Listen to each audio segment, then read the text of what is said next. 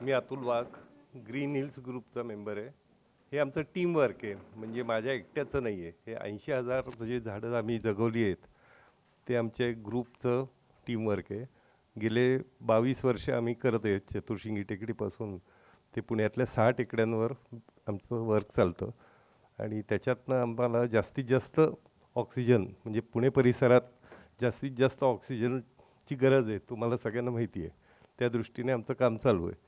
अख्खे डोंगर हे CCT केलेले, ड्रीप लावलेली आहे, त्यामुळे झाडांचं व्यवस्थित संगोपन होतं. 6 कामगार आमच्याकडे कामाला आहेत.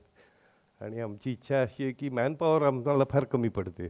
म्हणजे झाडं जगवणं लावणं सोपं आहे. लोक वृक्षारोपणासाठी फेसबुक व्हॉट्सअपचं वृक्षारोपण आमच्याकडे भरपूर होतं, पण परत कधी ती लोक तिथे पोचलेली नाही किंवा बघायला आली. तर ते काम आम्ही गेले 22 वर्ष करतोय. तर आमची इच्छा हीच आहे की आम्हाला जास्तीत जास्त लोकांनी आमच्याबरोबर सहभागी व्हावं. म्हणून आम्ही कलादालन जे आहे, बालगंधर्व कलादालन, इथे 5 जून जागतिक पर्यावरण दिनानिमित्त दरवर्षी 3 दिवसाचं एक्झिबिशन करत असतो. आणि आमच्यासारखे जेवढे NGO आहेत त्यांना फ्री ऑफ कॉस्ट आम्ही स्टॉल देतो, की जेणेकरून जो ज्या एरियात राहील त्या एरियातल्या लोकांना कळेल की आता वारज्याच्या जवळ राहणाऱ्या माणसाला वारजे टेकडीवर कोण काम करतं हे लोकांना माहीत नसतं. इच्छा तर खूप असते बऱ्याच जणांना पर्यावरणासाठी काम करायची, पण माहीत नाही काय करता येईल. अगदी घरात बसल्यापासूनही तुम्ही पर्यावरणाचं काम करू शकता. अशी काही गरज नाही की चतुर्शिंगी टेकडी किंवा टेकड्यांवरच आलं पाहिजे. तर त्या पद्धतीने आम्ही तिथं मार्गदर्शन करतो.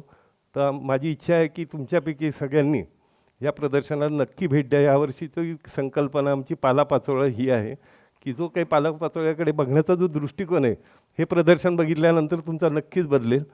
या पद्धतीने आम्ही तिथं पेंटिंग आणि त्याच्याबद्दलची घरगुती, म्हणजे घरातला कचऱ्यापासून ते अगदी सोसायटीच्या कचऱ्यापर्यंत पालापाचोळ्याचं काय करता येतं त्याचे प्रोजेक्ट तिथं आम्ही मांडलेले आहेत. तर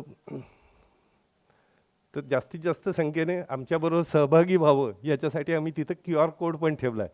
म्हणजे बऱ्याच जणांना आम्ही ते सांगत असतो की तुम्हाला इच्छा आहे तर तुम्ही फक्त QR कोड स्कॅन करा, तुम्हाला तो पोचेल. एवढं सांगून मी तुम्हाला थँक्यू.